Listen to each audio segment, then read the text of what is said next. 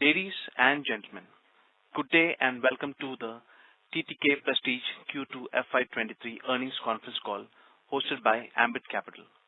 As a reminder, all participant lines will be in the listen-only mode, and there will be an opportunity for you to ask questions after the presentation concludes. Should you need assistance during the conference call, please signal an operator by pressing star then zero on your touch-tone phone. Please note that this conference is being recorded. I now hand the conference over to Mr. Yash Jain from Ambit Capital. Thank you, and over to you, sir. Thank you, Ranju. Good afternoon, everyone. On behalf of Ambit Capital, I welcome you all to the Q2 FY23 earnings conference call of TTK Prestige Limited. From the management side today, we have with us Mr. T.T. Jagannathan, Chairman, Mr. Chandru Kalro, Managing Director, Mr. K. Shankaran, Whole-Time Director, and Mr. R. Saranyan, Chief Financial Officer for TTK Prestige Limited. Now, I hand over the call to the management for their opening remarks, and then we will open the floor for question and answer. Thank you, and over to you, sir. Good afternoon. This is Chandru Kalro here, and thank you for coming to the call. As you remember, in the last conference call when we told you all that Q2 was on a very high base given this pre-COVID, COVID, etc. issues of last year, and we had said that we are confident that we will come close to those figures, and which we have. We have achieved our objectives for the quarter. We've had a reasonably good season, as we have spoken. The growths have to be looked at from a half perspective rather than a quarter perspective, because there was a pre-COVID and COVID last year. I mean, COVID and post-COVID last year, and this year there is on that base. So I think we've done what we've set out ourselves to do. For the half, we are at 20% growth in top line. We've either matched or outstripped our competitors, and our margins are in line with our stated objectives on the margin. So overall, the quarter has been reasonably good, and we look forward to a reasonable second half. Over to you all for second questions. Thank you, and we will now begin the question and answer session. Anyone who wishes to ask a question may press star and one on the touch-tone telephone. If you wish to remove yourself from the question queue, you may press star and two. Participants are requested to use handsets while asking a question. Ladies and gentlemen, we'll wait for a moment while the question queue assembles. The first question comes from the line of Sameer Gupta from India Infoline. Please go ahead. Hello, good afternoon, sir, and thanks for taking my question. Two from my side. So first of all, when I look at the sequential gross margin movement, I see a 230 bips contraction. Now, aluminium, steel, both prices have seen only correction in the last 6-8 months.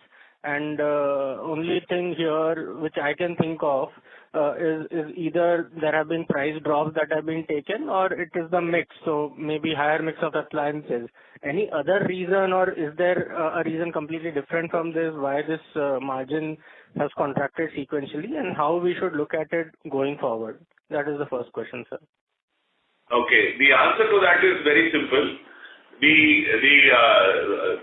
inventories of raw material and other inventories which we were carrying have been progressively averaging upwards because of the way the inventory carrying cost was.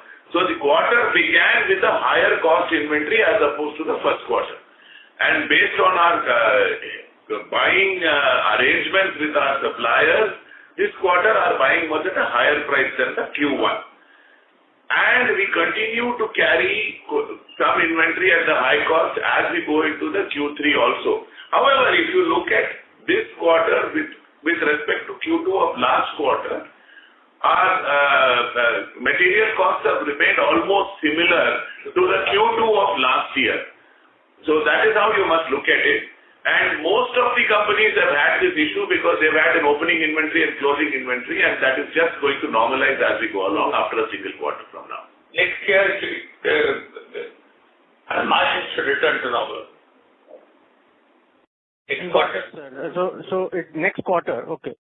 Okay, great, sir. That's helpful. Secondly, just wanted a bookkeeping question. The capex guidance for this year and going forward, and how much you have done in the first half?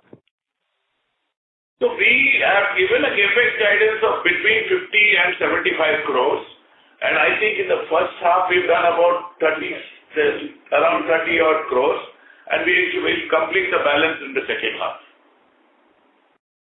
Got it, sir. That's all from me. Thanks a lot. Thank you. Thank you. Next question comes from the line of Lokesh Maru from Nippon India EMC. Please go ahead. Thank you. Hello, sir. I just wanted a basic understanding on, three elements. One is how much would have been the RM inflation compared to our normal base quarter of FY20. Number two, how much would have been the price hike compared to the same quarter? And number three... Sorry, I'm not able to understand. Can you repeat the question, please? Sorry. Hello? Yeah, can you repeat the question, please? Yes, sir. So, I just wanted a basic understanding on how much would have been the RM price inflation compared to a normal base quarter of FY20, Q2 FY20. And number two, how much would have been the price hike we would have taken since then? And number three is the implied volume growth.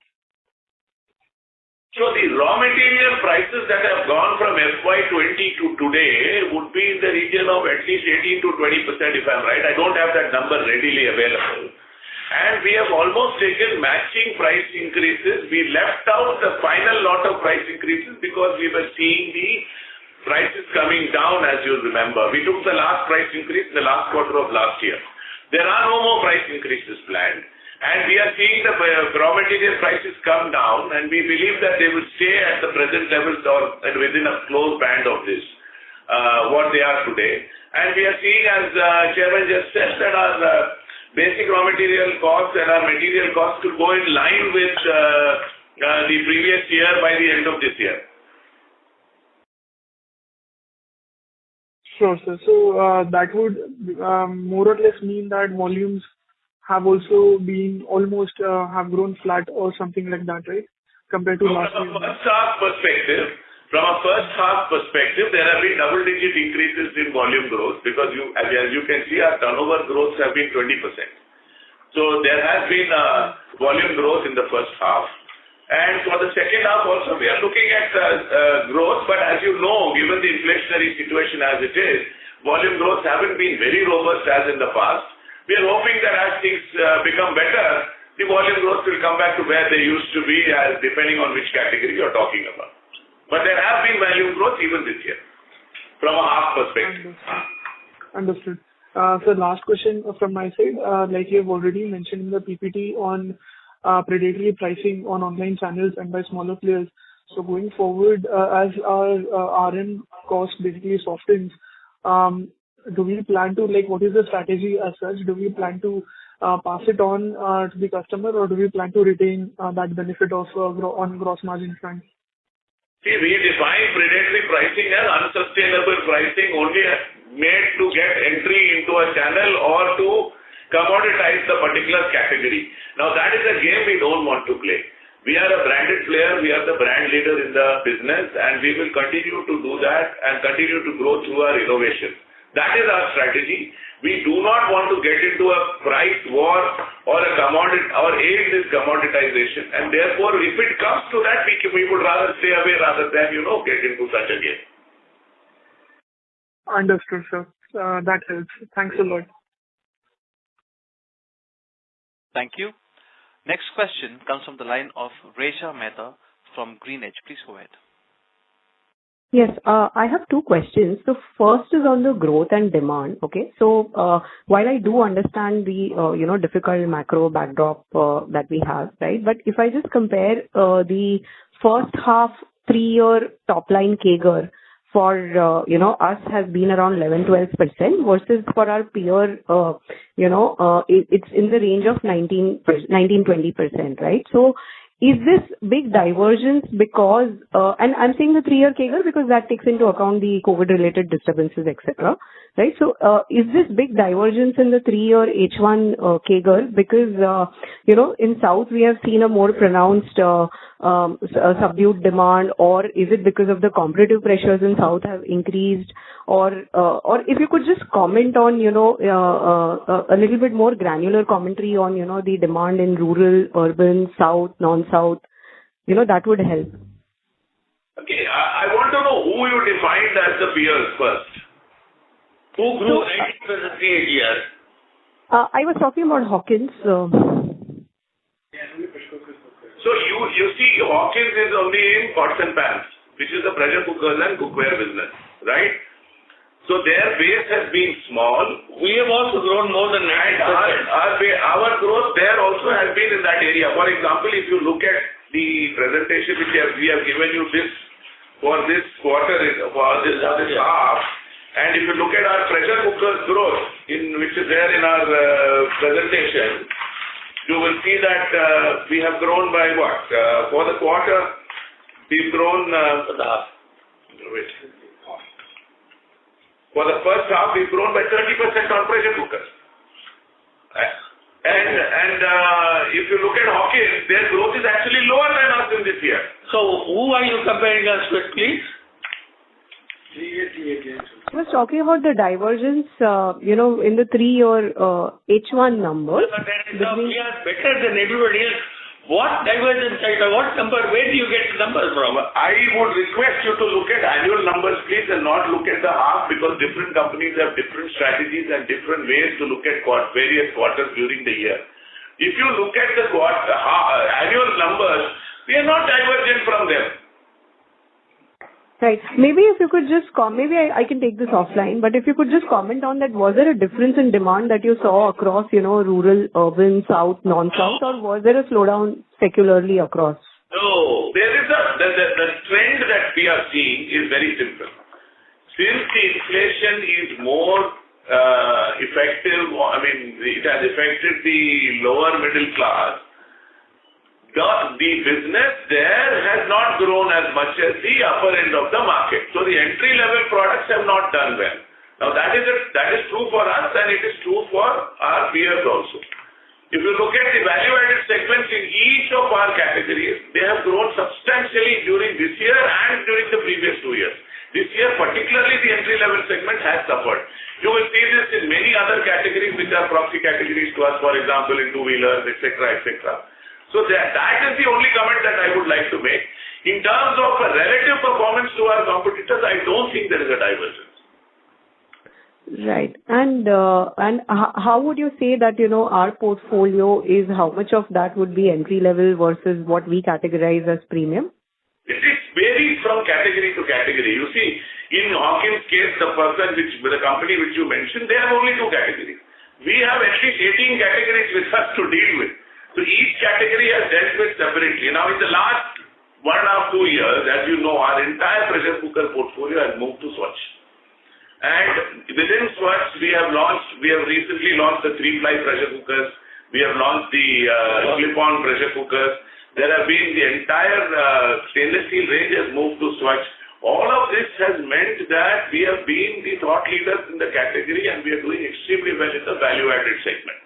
The entry-level segment is struggling for obvious reasons, as I said. Right. And the second question is on Ultra Fresh. So how big is the modular kitchen opportunity in India, and how big can Ultra Fresh become for us? And what are the expansion plans there? And would our offerings be like, let's say, for example, LiveSpace, it offers modular kitchens on EMIs and, some 10-year warranty, 1-year service warranty. So, how far, Ultra Fresh, can grow, and what is the opportunity size here? A very good question. Ultra Fresh is a very large opportunity. The modular kitchen business in India is very large. 10,000 crores, as we know. The real estate business is growing, and therefore this business will also grow, and we see that in the next 3 years, both in Tier 1 and Tier 2, Tier 3 towns, the modular kitchen business is likely to grow. Ultra Fresh, when we have invested in it, is a very small turnover, but we have got very substantial growth plans all the way up to 200 crores in the next 3-4 years. And the idea is that we use our strengths, and the strengths are very distinct from any competitor. This is the only player in the industry which has an end-to-end offering in terms of design, installation, and post-sale service. And we are using technology like virtual reality, etc., to have various presentations with the customers to actually score over them. Also, if you look at the last 6 months, we have added close to 50 new studios, which means that our retail presence in the ground is going as per plan. We have grown by almost 96% over last year quarter for the same quarter in Ultra Fresh. That's the kind of growth ranges that we are looking at as we are going along. So Ultra Fresh is a major opportunity, and we are also manufacturing, unlike most other players which are outsourcing many things. So the advantages of this brand are many. Coming to the warranty, we are offering, I think, a lifetime warranty and a free service right through, which is again a very big plus to them. I'm not exactly sure what is the terms of that, but it's backed up by a very strong company-owned service network, which is not outsourced as well. Right. And what would be the average size of average ticket size of the modular kitchen that Ultra Fresh sells? And would the studios be confined to South, or are they pan-India? No, in fact, they are relatively stronger in the East and the North, and the South is just being recently added as a added present, and the West is also started. Now, the synergistic thing in this is that we have 655 to 670 outlets which can become, a funnel for their kitchens, and their 100 and odd studios can become good outlets for our appliances within them. So, and our presence in Tier 2, Tier 3 is quite good as compared to most other brands. And the average ticket size? Coming to the average ticket size is between 1.5 and 2 lakhs. Got it. And so these would be customizable? Yes, completely. These are not standard offerings. This is customized to customer needs. Got it. All right. Thank you. All the best. Thank you. Thank you. Next question comes from the line of Dijant Haria from GreenEdge Wealth. Please go ahead. Yeah. So my question was just on the second half. So second half base was also quite high. Are we expecting any positive growth for the second half? Well, we don't give guidance, but there is no reason why we shouldn't continue to grow for the second half as a whole. Okay, sir. And the same trend should continue, right? The more premium products should probably do better than the entry level. You don't see any change in that particular trend as yet, right? Not in the second half, no. That is true. The same trend will continue. Okay, sir. That's it from my side. All the best. Thank you. Thank you. A reminder to all the participants that you may press star and 1 to ask a question.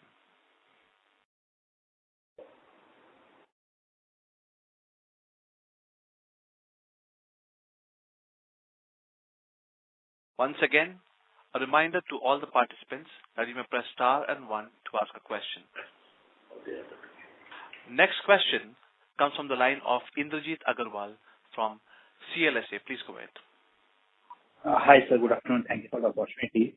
Sir, any update on inorganic opportunities that we were scouting for over the past couple of quarters? Any progress that you've seen?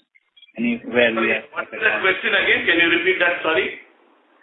Sir, any progress on the inorganic opportunities that we were scouting for over the past couple of quarters? There are several opportunities available. We are evaluating. Nothing to report at this stage. What? Inorganic. Sure. And just to refresh our memories, your 5,000 crore revenue target, the split remains 3,500 crore organic domestic, 500 crore exports, and 1,000 crore inorganic. Correct. Okay. Thank you. Thank you. Next question comes from the line of Akash Fadia from Yes Securities. Please go ahead. Yeah, thank you for the opportunity, sir. So now under this geopolitical crisis going around the world, so how do you expect your export to trend now from here on? We are still very bullish on exports. I mean, there are certain developed markets where there are certain hiccups, but given that we are constantly talking to newer customers, I think which are likely to fructify in the next couple of quarters, we are still quite bullish on exports, and the geopolitical situation against China is quite prominent. Most of them are looking at the China Plus One, and we are one of the key players people would like to associate with when they come to India as a market, and that is happening. So we are quite bullish in the long run. Quarter here or quarter there, I don't think we should worry about, but I think the overall trends are very positive. Okay, sir. That was very helpful. That is from my side. Thank you, sir. Thank you. Thank you. A reminder to all the participants that you may press star and one to ask a question. Next question comes from the line of Indrajit Agarwal from CLSA. Please go ahead. So thank you for the opportunity again. Just to check on the export market, how much would be white labeling and how much would be under the Judge brand? And what is the strategy over there going forward? Do we focus more on the brand or white labeling? Well, it is currently between 50 and 60% branded exports under license, and the balance is white label. The white label is likely to grow faster than the branded exports. Thank you so much. Thank you.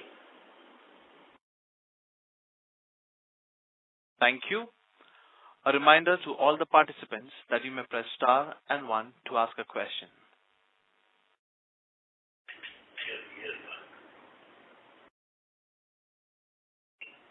Once again, a reminder to all the participants that you may press star and one to ask a question.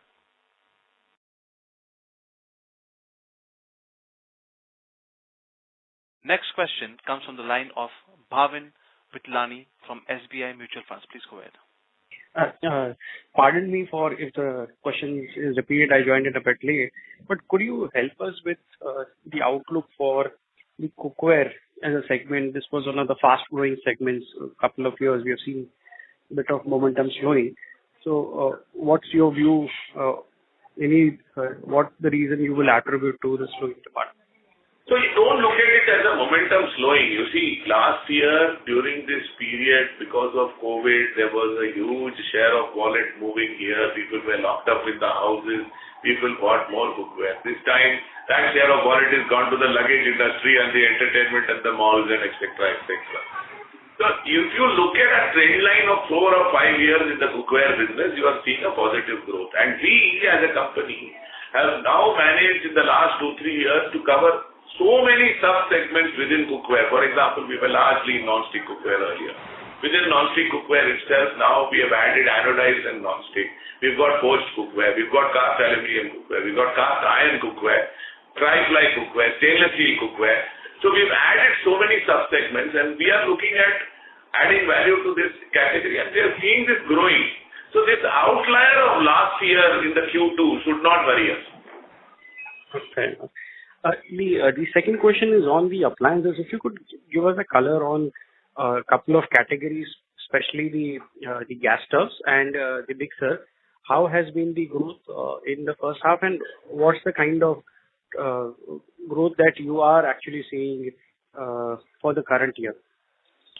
See, in the gas stove, you are aware we have launched Swatch gas stoves last year, and that has met with an excellent response as we speak. And in the first half of this year, the premium segments within the gas stove category of Swatch, of the short glass gas stoves, of the edge gas stoves, of the hob tops, etc., they have done very well. So as a proportion, they have gone to almost 50% of the total proportion. As I said, the entry level is struggling. The entry level is having problems, and therefore that proportion has come down. As we go along, the gas stove market is a very stable market. It neither grows too fast nor falls too fast. And given that we have very innovative products coming out in the pipeline, we are very positive about this. Sure. And mixer grinder as a category? Again, in mixer grinder, same kind of story. We have added so many models in the 750 and 1000 watts in the premium end, and the same thing has happened in the mixer grinders also. Sure. So what's been if one looks at first half, what's been the growth in these two categories, gas stoves and mixer grinder? So gas stove and mixer grinder both have had double-digit growth in that sense. Sure. Could you also help us about the online, which was growing significantly during the COVID times? What is the share now, and what is the kind of growth outlook that we are seeing on the online platform? And were there any disruptions which according to you were temporary, and are you seeing those corrected?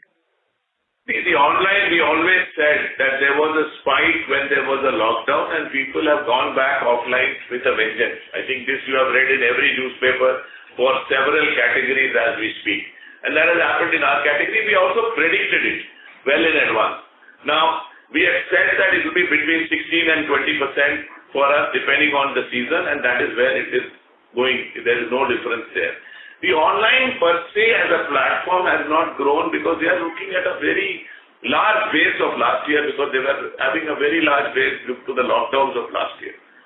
And because they were not growing this year, there was a substantial amount of discounting that many people resorted to, which we decided that we were not going to be part of.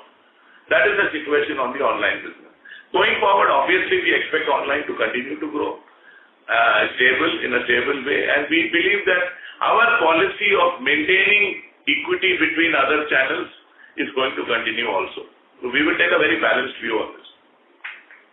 Sure. The last question from my side is, we were looking to enter into the premium category of hobs and chimneys, and for us, there was a small acquisition also that we had seen. So if you could just give us an outlook, what's our strategy, what the kind of growth we are seeing, and the Prestige exclusive outlets that we have, what's the kind of remap we are doing so that we are able to kind of leverage these channels for us? So some of these categories which you mentioned, we've got a lot of products on the anvil which are in the design stage. Can't discuss that right now.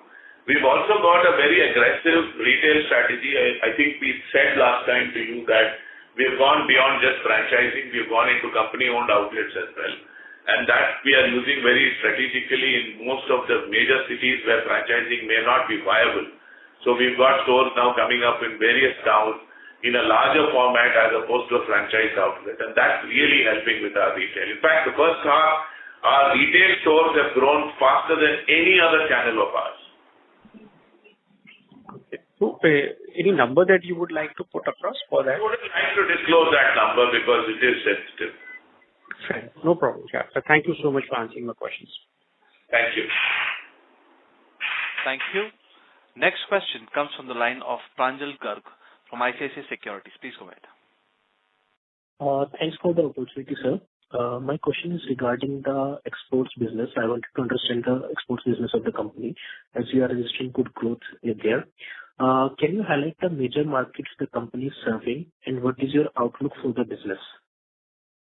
So we are serving the various parts of the globe really, but primarily we are looking at growth coming out of Europe and the US. And that's where our new customers are going to come in from. There have been a little bit of a delay in some of the things because of what's happening in those markets. But I think once these things stabilize, these will be our growth areas as we go along. We, however, supply to almost all continents in the world, except South America, I think. Other than that, we supply everywhere else. And sir, where do you see the business scale in next 4 to 5 years for the export? We have said that we want to hit the 500 crore mark as we go along.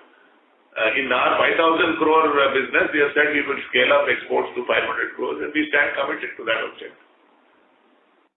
And the last question is the business having the same margins as the domestic, or is there a differential? Certainly not. The business in exports is a lower margin business because they are white label. All the growth is coming in the white label area. But the volumes are substantial. And also it helps us expand capacities and utilize our capacities much better, bringing the cost down. Okay. Thank you so much, sir. Thank you. Next question comes from the line of Aditi Fated from Knives. Please go ahead. Hello. Yeah. Yeah, hi, good evening, everyone. Sir, I wanted to understand the company's spend on advertisement and promotional expenses as a percentage to sales. So if you can share the number for the last quarter, and if we have any plans of further investing into advertisement as such the person. What was the second question again? I mean, the company, if the company has any further plans of investing into the sales advertisement expenses. So, basically our advertising and promotion expenditure has been in a band of 6 to 6.5%. I mean, that is something that we've constantly invested in our good times and not so good times. And that strategy continues. And I don't think there is a need to go beyond that because we have the scale today of high amount of money available. Okay. Yeah, so there's no other plans other than that. We are available on digital, on conventional media across the country and across the year also we are available. Okay. Okay. That's it from my side. Thank you so much. Thank you. Thank you. A reminder to all the participants that you may press star and 1 to ask a question.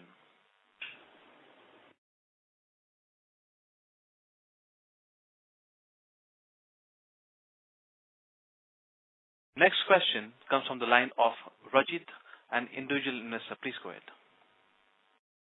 Good afternoon, sir. I just have one question. You had mentioned about the growth in retail stores. Now, if I can understand if you don't want to share the exact numbers, but is it possible for you to understand the growth in terms of percentage over the last 6 months, and what is the growth that you foresee in the next 6 months? So the growth in our retail stores is more than double the growth in the rest of the FBOs. Okay. I don't want, as I said, to give you a specific number there. And clearly our strategy of going on exclusive retail is working.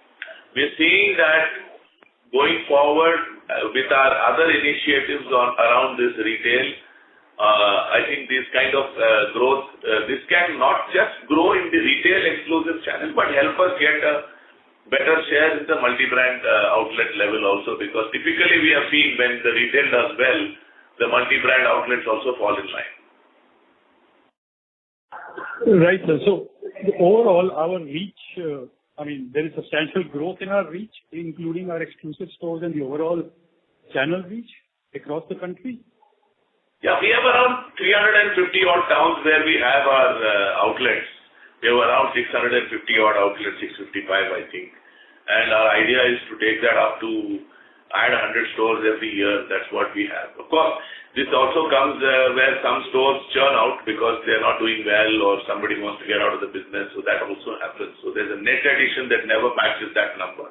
But I think our new store additions have been in the range of 50 to 75 stores a year. And that we are trying to plan to increase that effort further to take it to closer to 100 stores a year for the next 3 years. That is why the company-owned store strategy has also come in, so that we are not just dependent on franchising. Right, sir. Thanks a lot. Thank you. Next question comes from the line of Rahul Ranade from Goldman Sachs Asset Management. Please go ahead. Yeah. Hi, sir. Thanks for the opportunity. Just one question on the entry-level segment where you said, there is, sluggishness coming in because of the macro environment also. And I presume all the online competition also will be largely in the entry segment. So just wanted to understand what is our thought process if, we don't want to participate in this kind of predatory pricing environment. How do we look at market shares in those entry-level products then? No, there will be ups and downs in it initially. See, the point is that if you go and sit in that kind of market, you are aiding commoditization, which is not our strategy. The idea is to continue to innovate, continue to make sure that the value equation is positive and get the customer back. Now, many of these products we have actually seen, if you are going to get a product that cheap, you're not going to get a product that is going to be as good as what a branded product would give. And I think sooner rather than later, even those customers will realize that they have not bought the right kind of product and they'll come back. Replacement cycles have shortened, and we believe that if we wait this out, they will come back. And we focus on our strength, which is innovation, quality, distribution, service, etc. Sure. But in the interim, if, from a macro standpoint, things get tougher, then obviously there is that angle of people continuing to downtrade, right, into the more entry-level kind of products. So there, would there be any plan for us? Like I know we have a, kind of a brand called Judge, which is also at that entry level, kind of a tactical kind of a brand. Would we think something on those lines or? Absolutely right. You hit the nail on the head. We are having Judge as a tactical brand, and I'm happy to tell you that we have opened our first exclusive Judge store during this quarter. We have a retail strategy for Judge. We are having a full-fledged strategy which we are working out so that we can fight in these price points, not with Prestige but with Judge. Got it. All right. Thanks for the review. Thank you. A reminder to all the participants that you may press star and 1 to ask a question.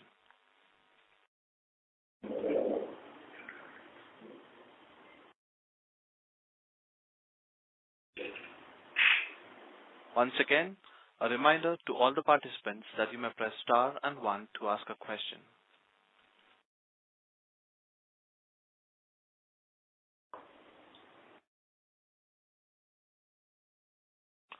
Once again, a reminder to all the participants that you may press star and 1 to ask a question.